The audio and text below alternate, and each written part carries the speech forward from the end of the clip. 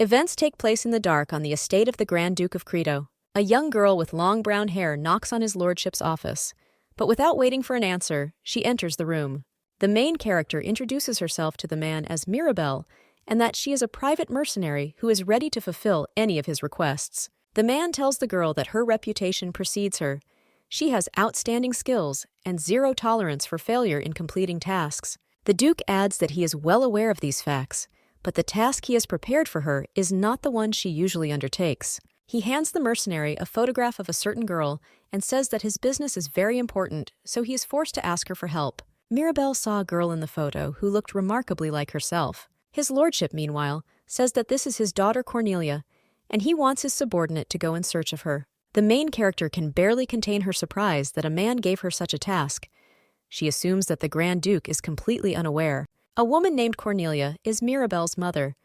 To the latter, her mother's name still seems familiar, even though the last time she heard it was many years ago. Cornelia ran away from home in pursuit of love, sacrificing the honor of her family. She wrote letters to her family many times, begging for forgiveness, but even after she fell ill and died, the family did not respond. The main character, angry that the Duke wants to find her after all this, says that he may never have wanted to look for her in the first place. The girl asks his lordship why he ignored her letters, to which he perplexedly says that he has not received a single letter from her. Mirabel furiously says that Cornelia Creto is dead, and that she wrote letters year after year asking for her forgiveness and died resentful of her father. The man was frightened by the mercenary's words. He wanted to ask who she was if she knew this, but a sudden incident prevented him from doing so. Suddenly, someone in a hat appeared in the room and expressed his joy that the three of them had finally met. The Duke asks Daniel how he ended up here, while Mirabel does not understand who this stranger is. A man in a hat, lighting a cigar, suggests that the main character and His Highness were not properly introduced. Daniel declares to the Grand Duke, who is his brother, that Mirabel is his granddaughter, and he, as a grandfather, should at least hug her for the sake of decency. While the Duke is at a loss for words in surprise, the mercenary calmly asks the man who has appeared who he is. He chuckles and says that he is her great-uncle. Daniel then wonders if they had time to discuss Cornelia's emotional letters. The main character, with a prominent emotion of anger on her face, asked how he knew about the letters. Suddenly, the great-uncle says that he was the one who intercepted them to make sure that his brother would not forgive Cornelia and bring her back. And this happened when a hole appeared in his plan. Mirabel clenched her fist furiously, realizing that the Grand Duke had not ignored her mother's letters. Then she doesn't understand why Daniel did this. Taking out a dagger from her bosom, the girl understands that whatever the reason, she still will not forgive him. When suddenly the great-uncle says that he did this because he intends to end their lives today. The main character armed herself, but he says that it is useless, and she must accept her fate, and then her death will not be so painful. His lordship shouts to his granddaughter, calling her darling, that she does not need to fight with him. But Mirabel, without retreating even a step from her great-uncle's people, firmly asks the Duke whether he really loved her mother. The Grand Duke says words that deeply touch the girl. He loved her all his life and swears that he never held a grudge against her. Then the heroine, coldly attacking the enemy, says that this is all she needed to know. But, unfortunately, the opponents were outnumbered in strength, and Mirabel realized that her end had come when she felt a strong wound in her stomach. The girl loses consciousness and falls to the floor. She dies, regretting that she was never able to avenge her mother. She feels strange. Her body becomes heavier, as if she is drowning deeper and deeper. The heroine has never been afraid of death, but wants to get another chance to avenge her mother. Suddenly, Mirabel regains consciousness and sees a familiar face in front of her. It turned out to be her mother, who never stopped calling her. The main character ran into her mother's arms, as if not believing that it was really her in front of her. Surprised, Cornelia wonders if she had a nightmare. Mom asks her daughter if she's okay, to which she says yes, even though she can barely hold back her tears. Everything around Mirabel seems very familiar, but she is sure that something is wrong. Belle looked at her hands, which, to her surprise, had become too small. Cornelia was puzzled by her daughter's unusual behavior, but she, being in a stupor, asked her to wait a little. The girl looked at her reflection in the mirror and was taken aback by the fact that she began to look several years younger. The main character asked her mother how old she was. This question made Cornelia doubt that everything was fine with her daughter. Mirabel hears shocking information from her mother. Yesterday, she turned only 9 years old. After a while, stuffing food into her mouth, The heroine digests everything that happened to her.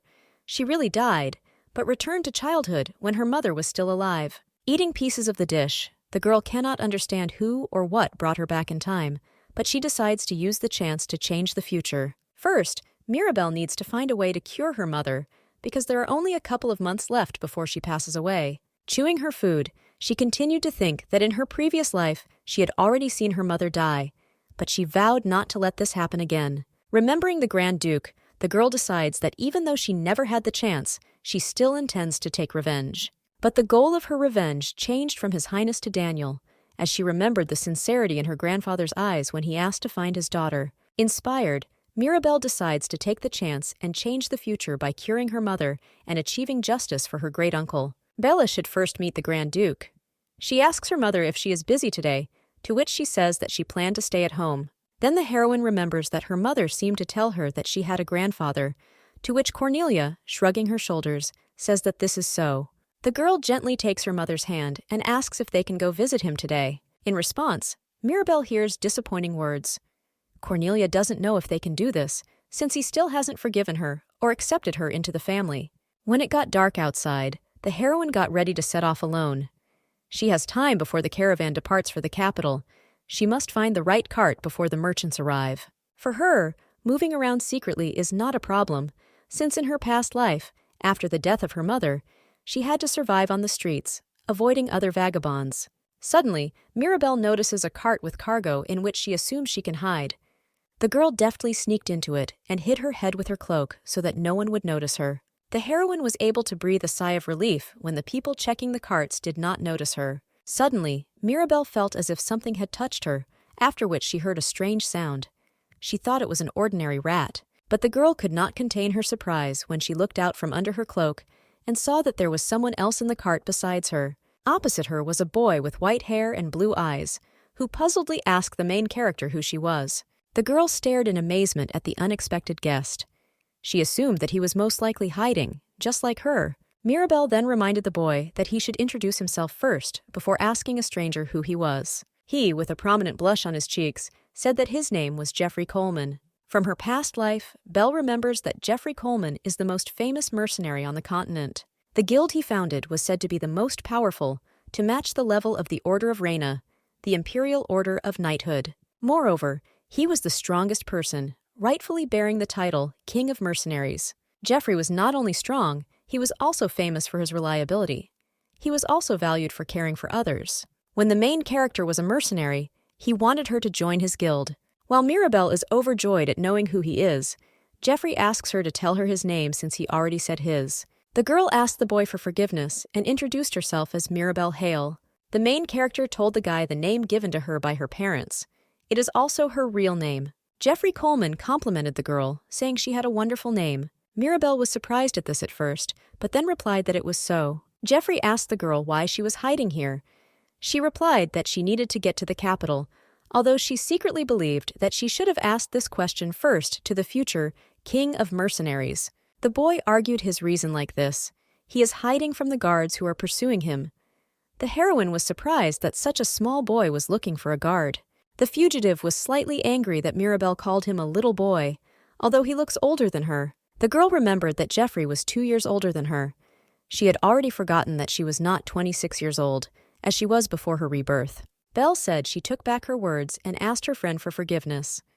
He said with a satisfied smile that he forgives her. Suddenly, Jeffrey decided to make a stunning confession. He had, in fact, committed murder.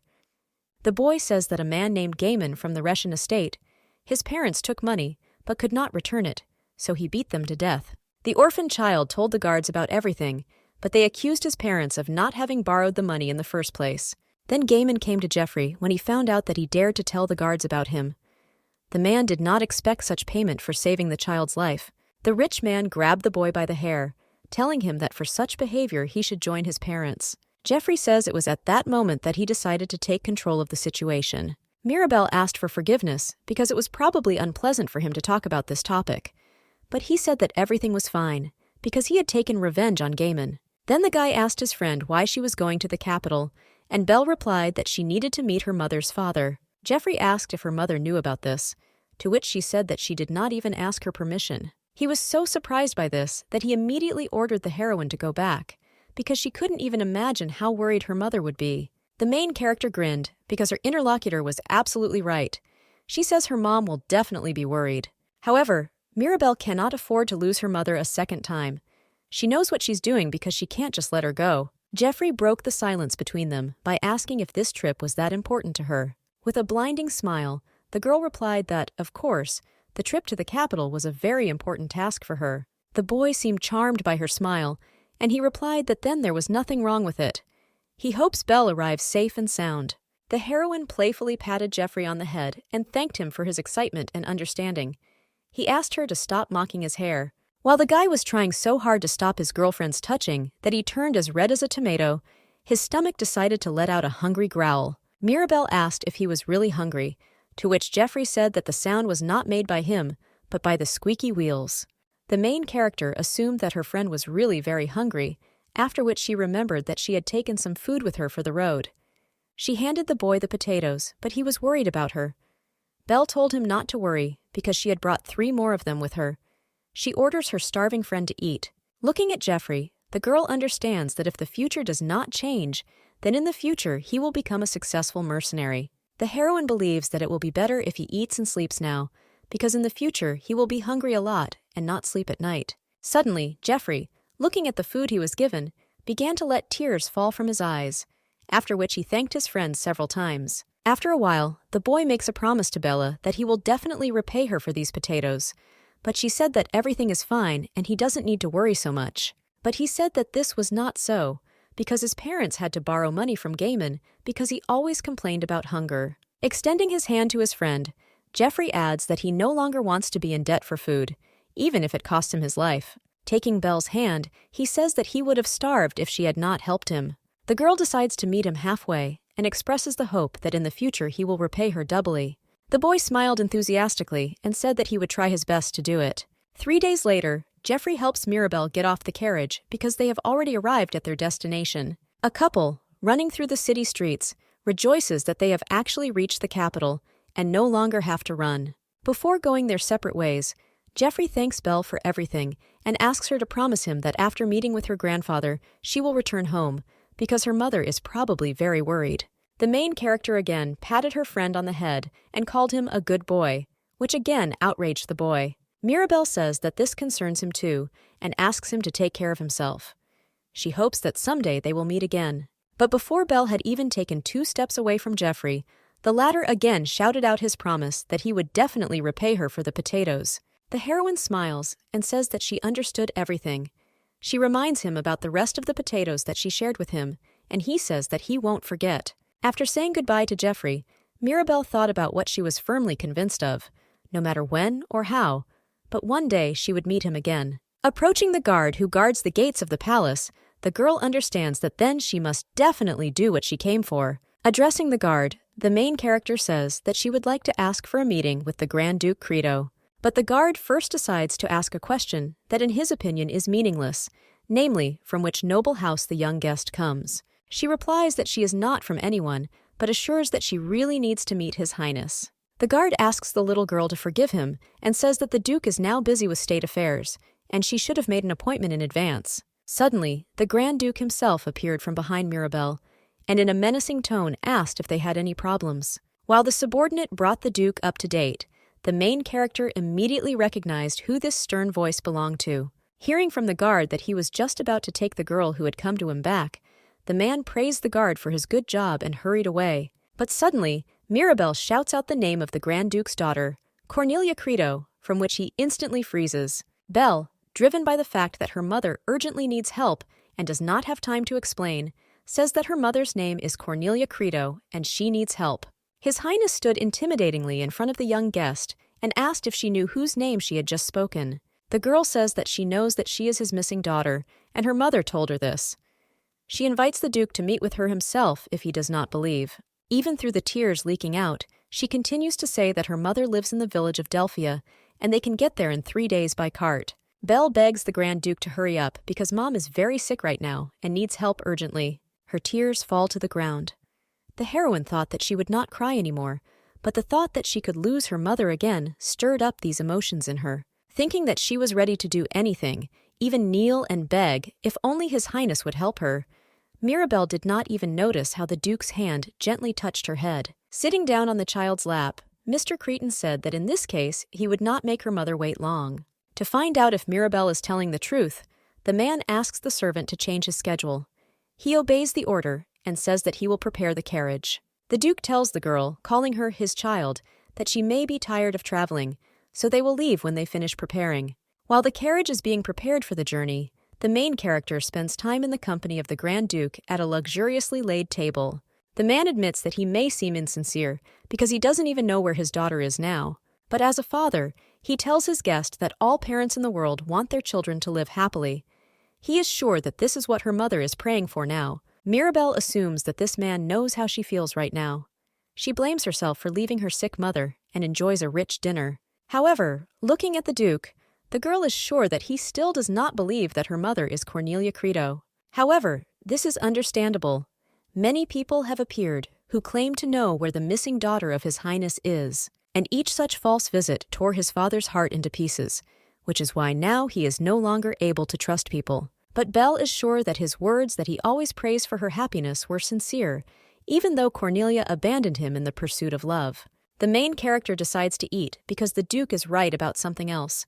Her mother would not want to see her hungry and sick when she returns. Sometime later, the Duke and Mirabel were heading into the prepared carriage.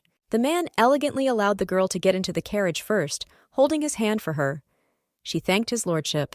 Having set off on her journey, Belle began to think that the Grand Duke Creto turned out to be much kinder than she had expected. He does not believe that Cornelia is her real mother, but still decides to go with her on a long journey to her village. The main character hated this man all her past life, but now that she knew the truth, her hatred disappeared, and she even felt sorry for the Duke. He missed his daughter all his life, and eventually died the day he learned of her death. An embarrassed smile appeared on the girl's face as she remembered that he used to call her his child. Mirabel didn't feel so bad hearing that. When the sun set behind the horizon, and the Duke and his subordinates decided to stop and light a fire, it was heard from His Highness that he would be very happy if Belle turned out to be his granddaughter. The man says that he does not blame her, although he knows that she is lying to him. He knew about everything from the very beginning, but he felt her despair and desire to help her mother. The Grand Duke admits that the very name of his daughter greatly wounds his heart, and this wound has tormented him for many years. Desperately clutching his head, Mr. Cretan says that nothing would have happened if he had listened to her then. He has no one to blame but himself. The main character knew perfectly well what he meant, although the Duke did not give details. Mirabel recalls that Cornelia Creto was engaged to the current emperor, James Bazet Castro. However, she fell in love with her personal guard, Guile Houston, and wished to annul her engagement to the emperor in order to marry Guile. But her wish was never approved, so, in despair, the girl ran away with her lover. Unfortunately, Mirabel's father died in a battle with a demon in the forest, so her mother raises her alone. The main character realizes that if it were not for Daniel's conspiracy, my mother's letters would have reached the hands of the Grand Duke. The girl put her hand on the man's hand to support him in such a difficult time for him. The Duke smiled softly. He thanked Belle and told her not to worry, because he would be happy to help her family, even if her mother did not turn out to be Cornelia. But Mirabel is sure that he is mistaken, because she is the one he has been looking for all these years. He will finally be able to see his beloved daughter. This is what the heroine wanted to say, but could not. After 3 days, his lordship and the young lady arrived at her house. The man was surprised that she and her sick mother lived in such a destroyed house. While the Duke carefully entered the room, the girl shouted to her mother that she had already returned. Cornelia rushes into Mirabel's arms, crying and looking very unwell. Trembling mother's hands stroke the girl. Mom says that she can't even imagine how worried she was about her. The mother asked her daughter if she had hurt herself anywhere, to which she said that she didn't have to worry and that everything was fine with her. Cornelia is very happy about this and says that her health is the most important thing. At this time, the Duke trembled in surprise and dropped his cane when he recognized in the girl his long-vanished beloved daughter, and Cornelia covered her mouth in amazement when she recognized a familiar face in the man. The girl affectionately put her father's hand on her cheek and said that she was truly his daughter. The man's eyes filled with tears, and he hugged Cornelia, who did not stop asking him for forgiveness.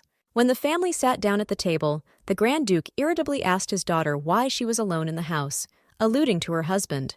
But the main character's mother notifies her father that her beloved Guile died 4 years ago while protecting the village. Grandfather put his hand on his forehead and sighed heavily, and the girl asked her dad to forgive her. But he says that she should not apologize, because she suffered alone for a very long time in such a terrible place. Then Mr. Credo turns to his granddaughter and asks her if it is true that his daughter is very sick. Cornelia's face instantly darkened, and the sparkles from her eyes went out.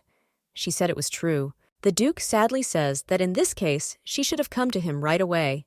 He is at a loss as to why she didn't do it. Suddenly, Mirabel stands up for her mother, saying that she wanted him to forgive her, so she wrote many letters, but did not receive an answer, which is why she decided that her father was still offended by her. The man says in surprise that he did not receive any letters, which was obvious to the main character, because Daniel took care of it. The Grand Duke suggests first returning to the estate to calmly discuss all other issues there. He adds that they should hurry, as his daughter needs to be cured as soon as possible. Cornelia thanked her father and asked her to wait a little so that she could pack her things.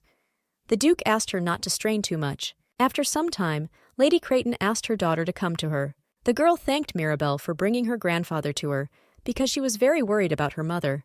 Her mother calls Belle a very brave girl. Patting the child on the head, Cornelia asks her not to do anything so dangerous next time. Mom says that she is the one who should take care of her, and nothing is more important to her than her safety, to which the girl happily agreed. As the family loaded things into the carriage, the Duke asked to give the box to the footman, which was carried by his daughter. But Cornelia said that these were Giles' things, and she wanted to carry them herself.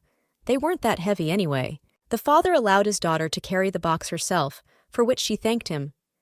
The man said that their carriage was parked at the entrance to the village. The main character thought that her mother and grandfather needed to be left alone, so she managed to move away, but her mother noticed her in time. Cornelia put Mirabel and her father in an awkward stupor. She asked Belle to take her grandfather's hand, since her hands were busy. The girl immediately guessed that her mother wanted her to get closer to the Grand Duke. The heroine believes that it will not be so difficult. Belle asked the Duke, calling him His Serene Highness, to join hands, to which he joyfully gave his consent. Cornelia was surprised and upset that the girl for her daughter was still His Lordship. Having sat down in the carriage, Mr. Creighton thanked Mirabel for everything, because if it were not for her, he would never have found his daughter. But the girl says that she does not deserve his gratitude, because if he himself did not trust her, then nothing would have happened. The main character realizes that from the very beginning, Grand Duke Credo did not believe that her mother would really be Cornelia Credo. In Mirabel's opinion, it was his kindness to the helpless peasant child that united them all. This man kept kindness in his heart, even after losing his own daughter. The heroine is sure that he deserves more. For the next 3 days in the carriage, father and daughter told each other stories about what had happened to them over all these years. Mom talked about how she loved her father, about why she ran away, and about how she blamed herself. The Duke said that he realized a lot. Selfishness and greed drove his decisions, which he regrets. Surprisingly, their meeting was quite pleasant. After 3 days, the family arrived at the large, luxurious palace of the Creightons, in which from now on they will live. Coming out of the carriage, Belle thought that she had to cure her mother and change the future. The Duke will take care of Mom, and she needs to deal with the rest. Suddenly, a certain man, who was sweating with excitement, began asking the Duke whether it was true that he had finally found Cornelia. This turns out to be a handsome young man who, when he saw the daughter of the Grand Duke, was very happy. He began bombarding the main character's mother with questions about where she had been all this time and why she hadn't contacted him. She asks him for forgiveness with a smile. At one point, the man noticed a little girl standing next to him. Cornelia introduced Mirabel as her and Giles' daughter. Mom asked Belle to introduce herself properly because the man was her uncle named Brian. The heroine fulfilled her mother's request. Brian is amazed at his niece's similarity to his sister, then says he's glad to meet her. He allows Mirabel to simply call him Uncle. The man stroked the girl's head, causing her to have a scarlet blush on her cheeks. The uncle says that he also actually has a son about the same age as the main character. At that moment, another family member approached them. It turned out to be Elliot, a boy with brown hair and brown eyes. He cordially introduced himself at his father's request. Brian introduced his son to his cousin Mirabel and asked him to be polite to her. Elliot greeted the girl and said that he was glad to meet her. Belle shook the boy's hand and said that she was also glad to meet him. Grand Duke Credo suggests that everyone go inside because Cornelia and his granddaughter must be tired. Grandfather asks Belle to stay in her mother's room today, as it takes more time to prepare her room. The girl says she doesn't mind. Cornelia asks her daughter if she is tired, to which she says that she is fine, and in any case, they can rest a little. The girl agrees with Mirabel's words and offers to go into the palace so that she can sing her a lullaby. The main character believes that she was mistaken about the House of Creighton, and the people here are much kinder than she expected. After some time, a doctor examining Cornelia using magic says that she will need therapy for 3 months. The Grand Duke summoned the high priest from Dwana's temple to treat the illness of the heroine's mother. The goddess Dwana is the mother of all gods, and the priests who serve her are endowed with the ability to heal people. But even with an experienced high priest, treating the mother would take 3 months. But Mirabel began to worry about a thought that would not stop tormenting her: whether her mother would be able to fully recover. This concerns not only her. Mr. Crichton asked the priest if it would be possible to completely cure his daughter in 3 months. He says that he can't even doubt it. 3 months is enough, but the priest says that he would also like to examine Mirabel. The priest explains that Cornelia's disease is called hazel and is inherited. The main character recalls that she was not sick with anything. The man asked the girl to give him her hand, which she did, after which the priest used magic. Mirabel was greatly puzzled by the doctor's sudden surprise and words that this was impossible.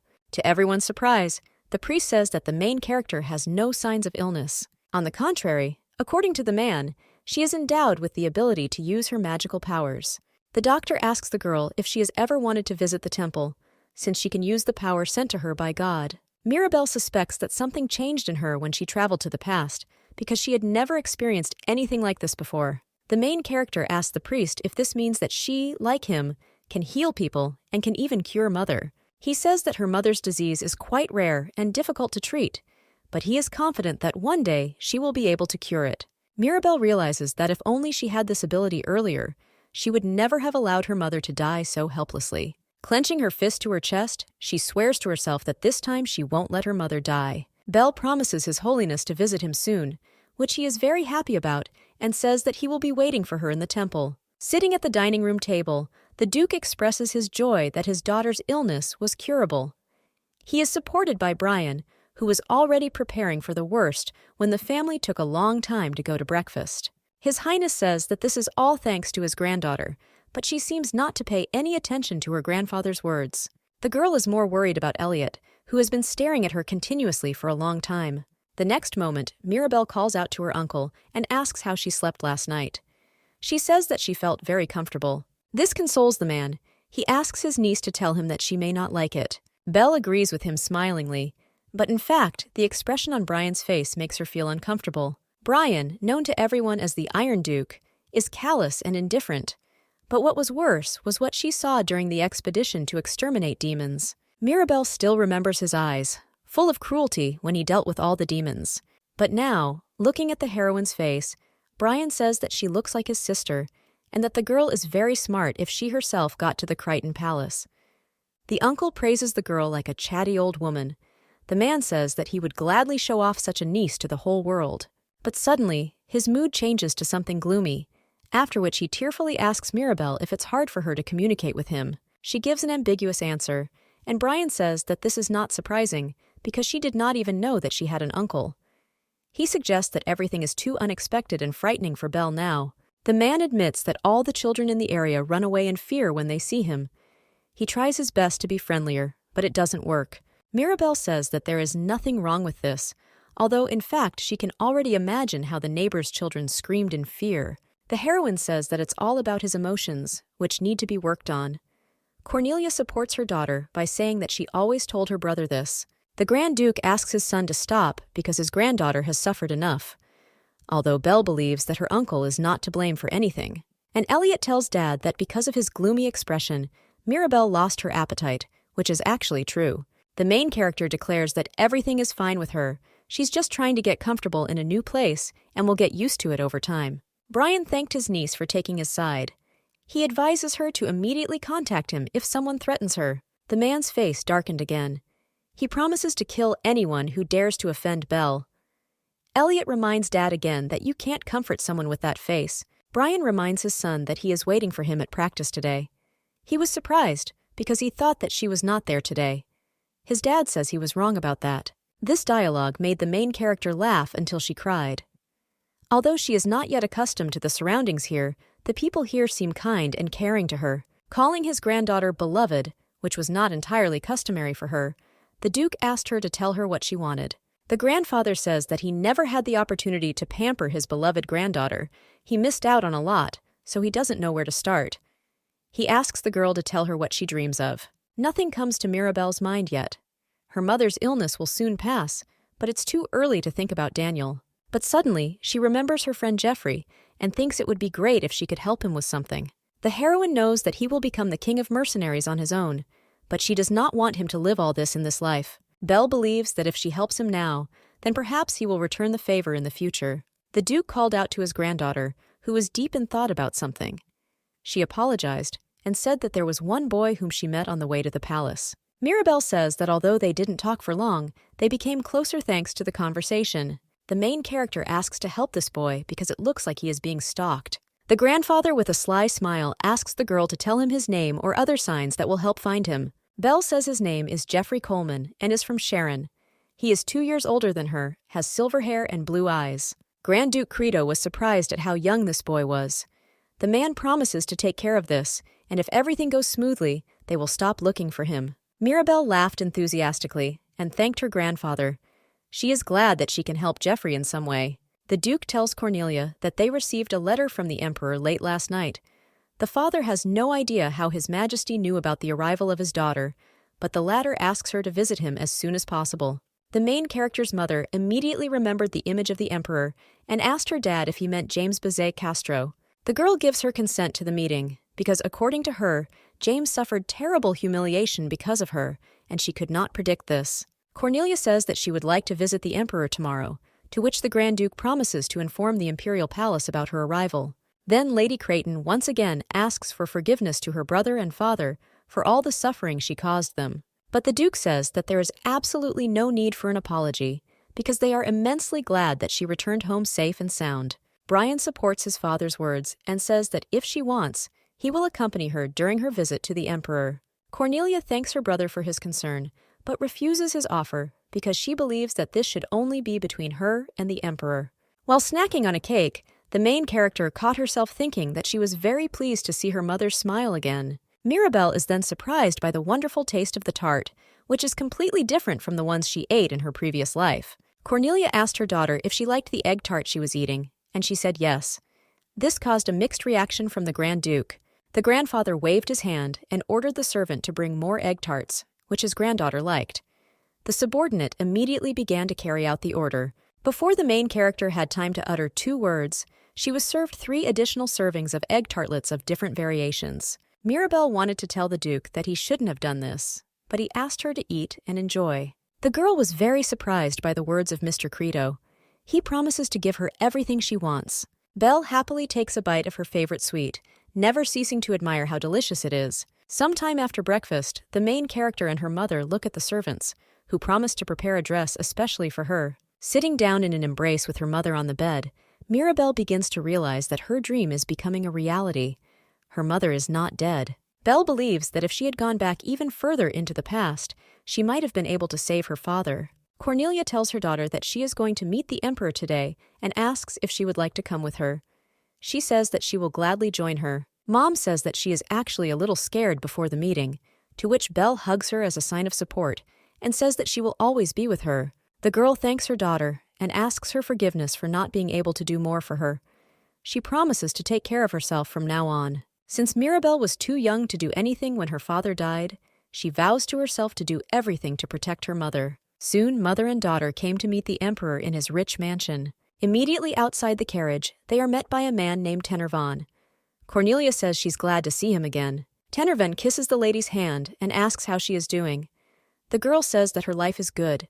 She is happy that he was promoted in her absence. The man says that it is. He is now the commander of the royal guard.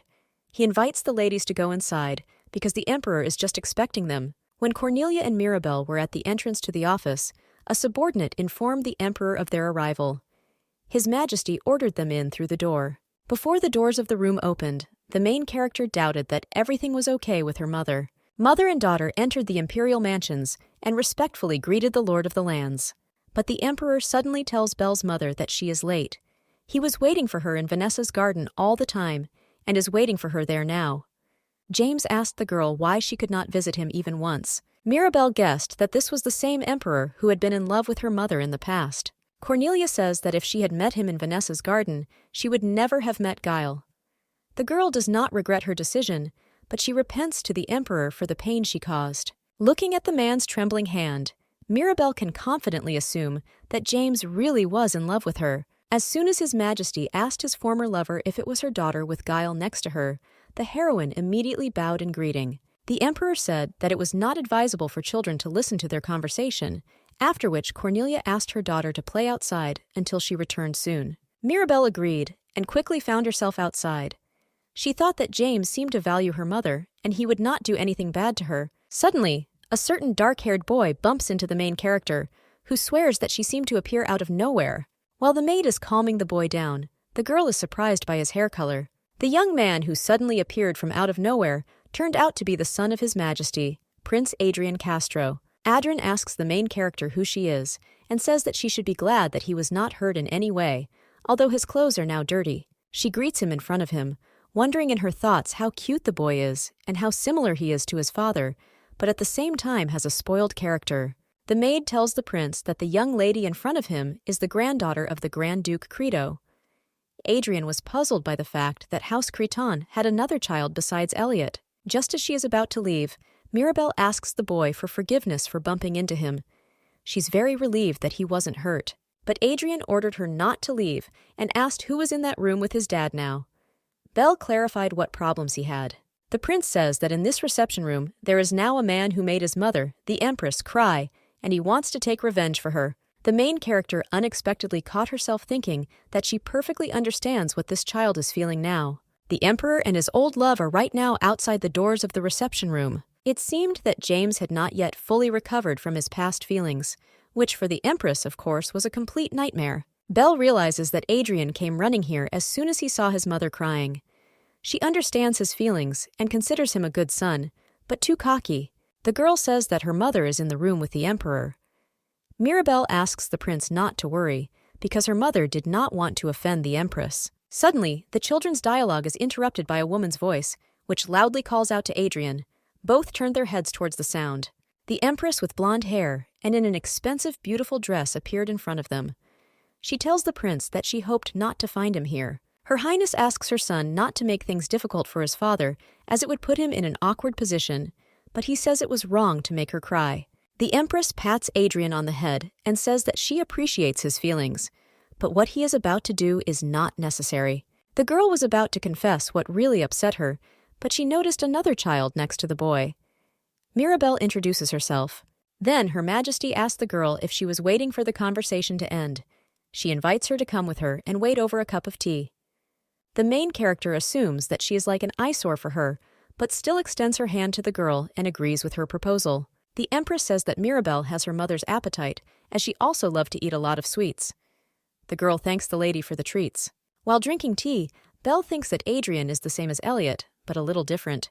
She is embarrassed that the prince continues to stare at her. Suddenly, the Empress spoke gloomily about how she and Cornelia had been good friends in the past, but she can't say for sure whether she still considers her friend. In her thoughts, Mirabel was sure that her mother still considered her a friend, because if she had only seen her, she would have rushed into her arms. Suddenly, from behind the Empress, Cornelia called out her daughter's name in surprise, after which Her Majesty called out to her herself. The heroine's mother politely greeted the ruler's wife and asked how she was doing, but she silently rose to her. The Empress, meanwhile, could not find words, but her gloomy, embittered face said everything for her. She screams that because of Cornelia, 8 years of her life were a living hell, because James was waiting for her all the time, and he was everything to her. The lady covered her face with her hands, saying that, on top of everything, her beloved friend simply disappeared without sending a single letter about whether she was alive or not. She admits that this offended and upset her. Adrian, who was watching them, wanted to stand up for his mother out of habit, but Mirabel stopped him with a smile, hinting not to interfere. The main character understands that all this anger and sadness are signs that Her Majesty was truly bored and worried. The Empress hugs Cornelia, saying that she feels happy to see that her friend is alive and well. She is glad that Lady Creighton has returned. Mirabel is consoled by the fact that relief has come for both of them. She thanks God that everything went smoothly. Sitting down at the table, the blonde was surprised by how rough her friend's hands were, to which she said that she had to take on all the manual labor herself. The Empress is interested in the Grand Duke. Why didn't he help her if he loves her so much? Cornelia says that she wrote to him several times, but none of the letters arrived, so she thought that her father was still judging her. Then the girl asks Lady Creighton why she didn't write her a single letter, because they are friends. She replies that it would be arrogant of her, but the Empress says that she should have thought more about her. After listening to the girls' conversations, the main character understood why her mother and Her Majesty were such good friends. Empress Mariana secretly loved the Emperor for a long time, but the day she decided to give him up, Belly's mother ran away with guile. Thus, Cornelia left the Emperor and annulled her engagement. Marianne managed to take her place and become engaged to the Emperor, but he continued to wait for Lady Credo. Because of this, he married the Empress only 2 years after the engagement. Her love for Emperor Castro, her care for her mother Mirabel, and the resentment she felt became a mixture of terrible events for her. This lasted until Prince Adrian was born. Although this boy never stopped staring at the main character, the girl considers him a good son. Belle asked the boy why she was looking at her like that, to which he asked if she shouldn't like cookies. Mirabel said she liked the cookies, but some were too sweet for her. The prince was surprised that someone might not like sweets. The girl wanted to say that this did not mean that she was against sweets, but she quickly changed her mind and fell silent. When the time came to say goodbye, Marianne invited her friend for tea at any time, and she asked her not to be offended if she came too often. The Empress told Mirabel that she hoped to see her again soon. The girl thanked her and admitted that she was pleased to meet her. Belle turned her attention to the prince, who was excitedly showing her a certain gesture, but Cornelia asked her daughter to quickly go to the carriage, and Adrian was left without reciprocal attention from her friend. Peering at the road through the carriage window, the main character drew conclusions. Mother's health was improving, and the meeting with the Emperor went well. Now she must collect evidence on Daniel. The girl's mother asked what she was thinking about so much. She said that she wanted to ask her something. When her daughter asked if there was anyone in the family of Duke Credo whom she had not yet met, Cornelia replied that there was. And this person is her cousin, and also the younger brother of the Grand Duke, Daniel Credo. Mirabel immediately guessed that, judging by her mother's face, she didn't even suspect Daniel of intercepting the letters. Belle asked herself the most difficult question: how to prove her uncle's guilt. Suddenly, Cornelia turned to the main character with one request. She happily asked what she needed. It turned out that Mom wants Mirabel to call the Grand Duke simply grandfather. The girl was slightly surprised by such a request. Still, Belle agrees that Duke Creighton is her grandfather, so she goes to meet her mother, which makes her very happy. When mother and daughter arrived at their home palace, the Duke met them and asked how the meeting with the Emperor went. Mr. Credo asks how His Majesty is doing and what they talked about. Cornelia says that everything went well.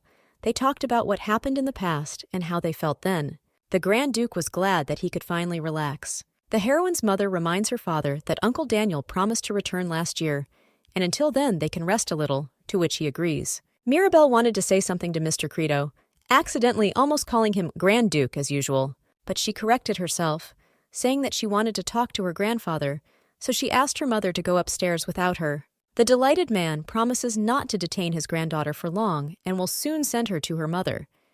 He is very interested to know what business Belle has. After mother and daughter said goodbye, grandfather and Mirabel retired to the room, where the former treated her to tea. Looking around the room, the main character remembers that this is the same reception room in which she died in a past life. Belle asked her grandfather if he remembered what she said about the letters that his mother wrote to him.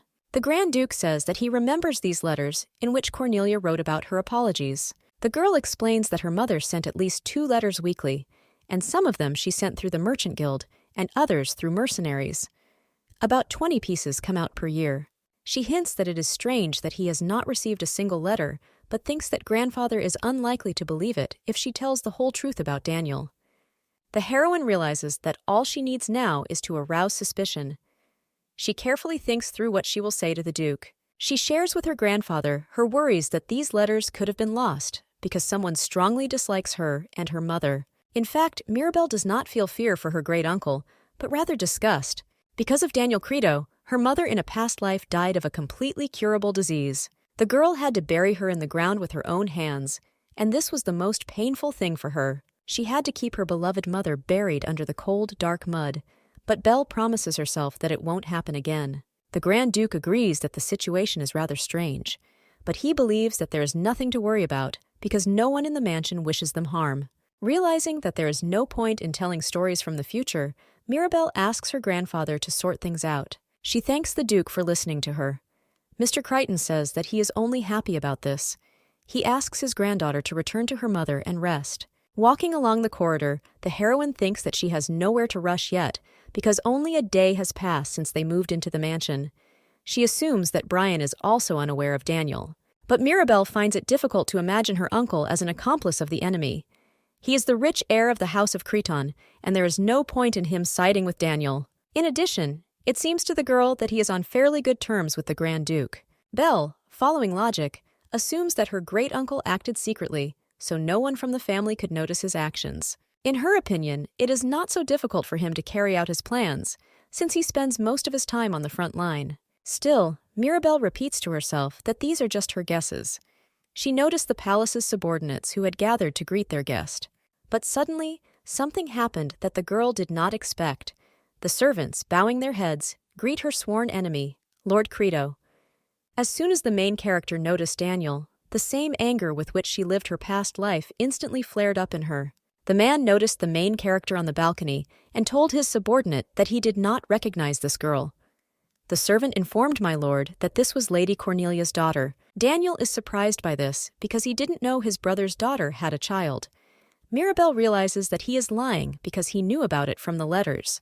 The girl is embittered because every breath her great-uncle takes is filled with lies. The man cheerfully greets the heroine and says that he is his grandfather's brother, after which he asks the little girl to come closer so that he can get a better look at her. But Mirabel, without saying a word, remained standing at a distance, looking at him warily. Daniel thought that the girl was too shy, but said that she would get used to it over time. The servant supports him, since only one day has passed since she appeared in the palace. Milord introduces himself again as Belle's grandfather's younger brother, and then asks her to tell her name. But she is silent again.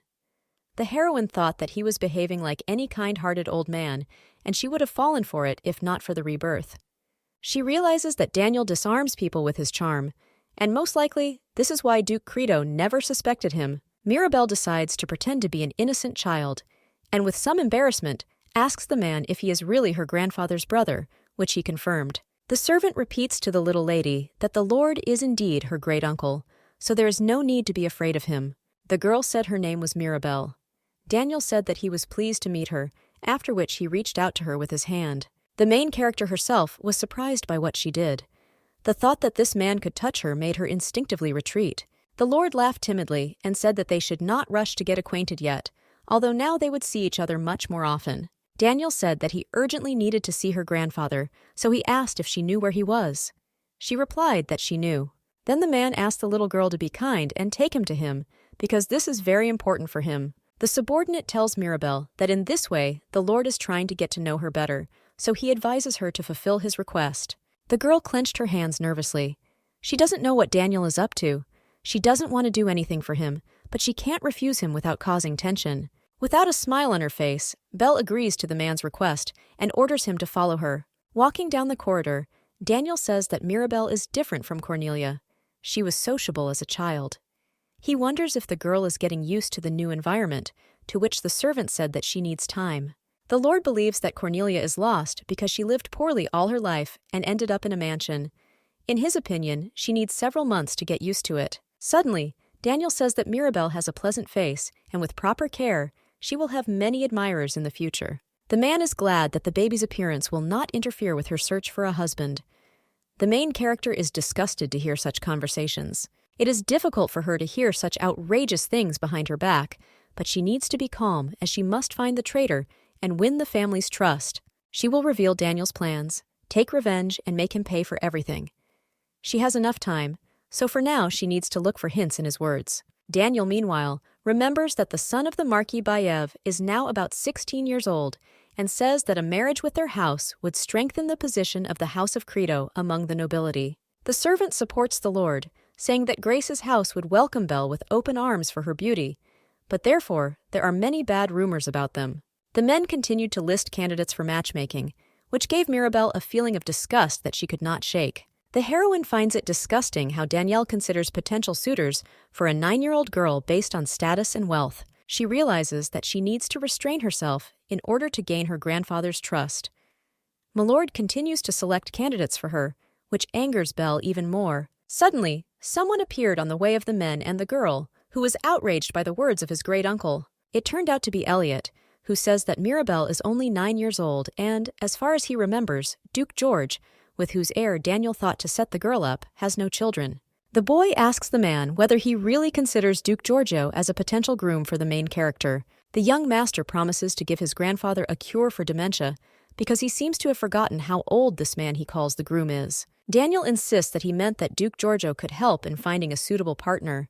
It pains him to hear how his words have been twisted. Elliot asks if the Lord would mind if he tells his father and the Duke everything, to which the man agrees. Belle is shocked that they stood up for her. The boy then asked why Mirabel was acting as his guide, to which the heroine said that she had been asked to show the way to her grandfather. The young man says that the only one who needs to be accompanied is Mirabel. He then tells his friend that her room is ready, and he will take her there. Elliot takes the girl with him, saying that the servant Barden himself can take my lord to his grandfather. The main character noticed that Daniel did not have the look of a loving uncle at all. This is the languid look of a snake that has missed its prey.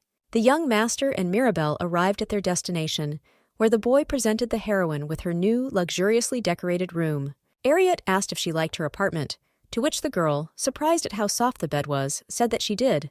The main character thought that it was difficult for her to accept everything as a new reality, but she liked having such a beautiful and cozy bed. She also likes the fact that she now has someone who can stand up for her. Belle thinks it's cute, even though it makes her a little embarrassed. Suddenly, the boy hesitated before saying something.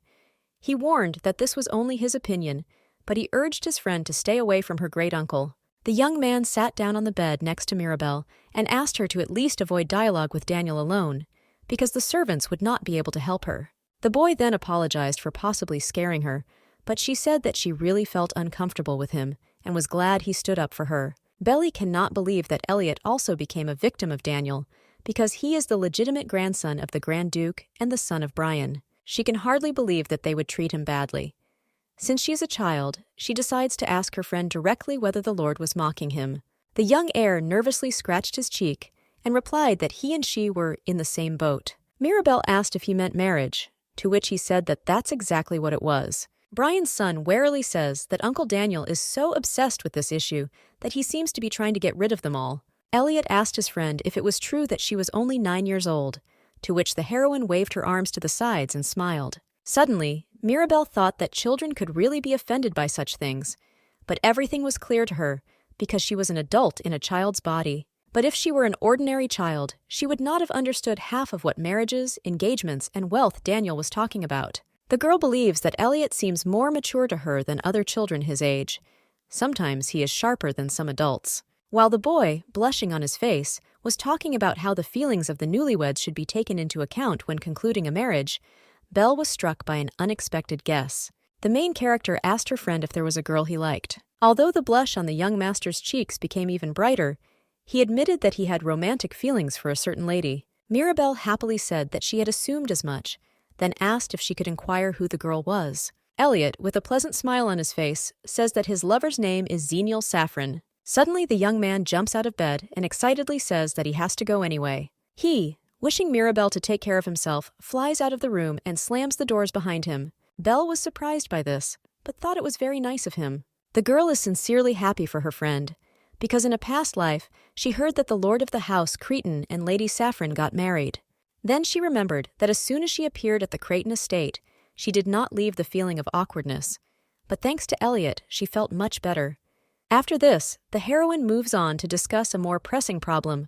Someone other than Daniel intercepted her mother's letters, and did it without even consulting the Duke. This means that the person who gave the order is quite influential.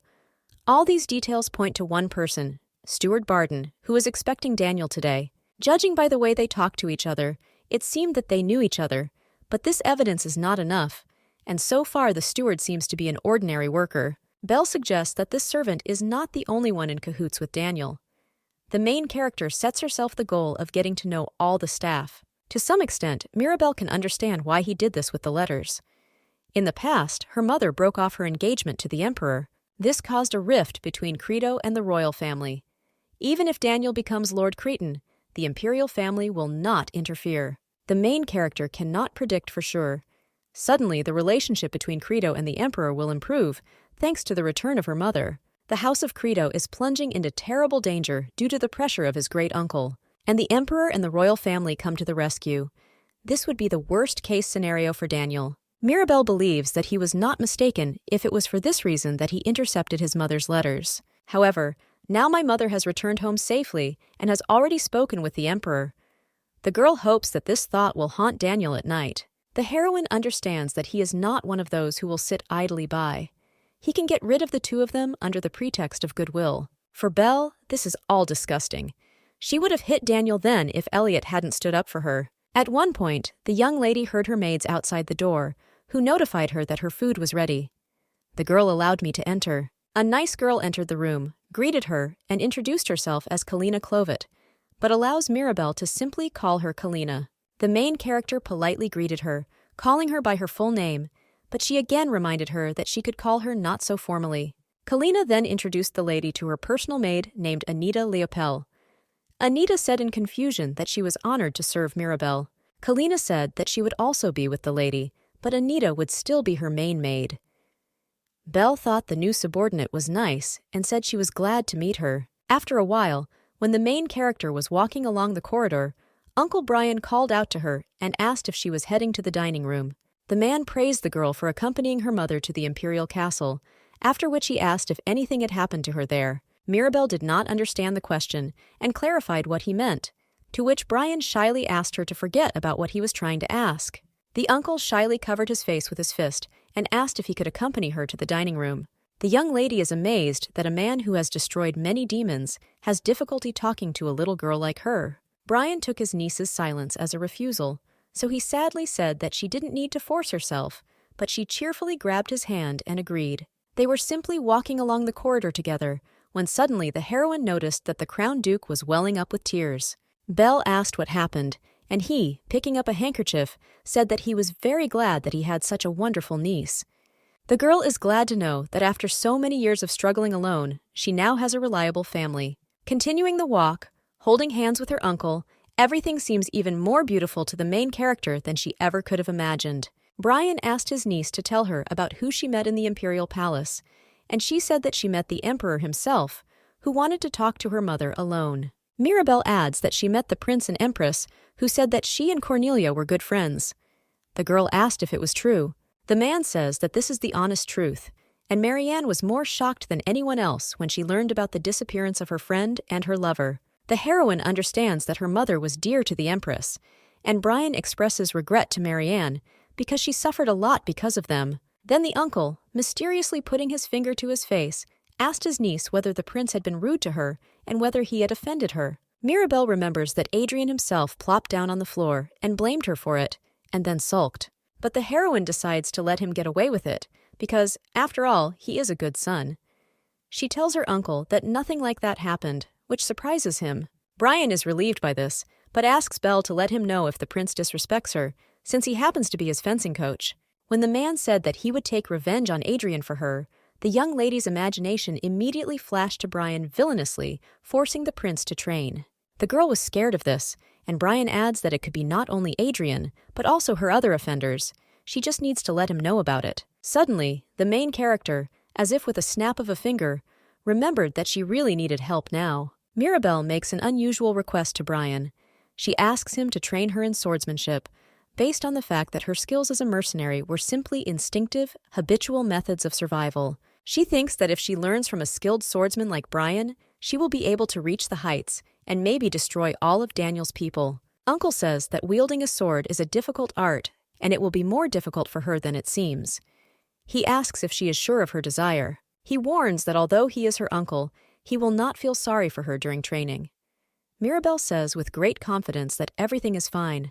With shining eyes, full of perseverance and determination, the girl says that even despite this, she wants to study. Brian accepts her request and announces that her classes start at dawn tomorrow. The man says that she can stop her teaching at any time by simply telling him, but Belle is determined that she will never do that. When the uncle and niece arrived in the dining room, they saw the Grand Duke, Cornelia, Elliot, and Daniel sitting at the table waiting for them. Brian told the girl that they seemed to be the last to arrive, to which she agreed. The Duke was delighted to finally see his granddaughter. He asked her to sit next to him, but Mirabel felt uncomfortable when she saw Daniel. The heroine was embarrassed that she sat in Brian's place of honor, although he didn't seem to mind. He boasted to his son that he held his niece's hand the whole way. The grandfather suggests that his granddaughter was tired after visiting the Imperial Palace, but she refutes this and says that she had a wonderful time there. The Grand Duke says that he is glad to hear this and promises the girl to take care of everything. The main character was embarrassed because her uncle said exactly the same words to her. She finds her own family to be overprotective, but Mirabel understands that she should be grateful for this, so she thanks her grandfather with a blinding smile. After this, there was an awkward silence among the family members.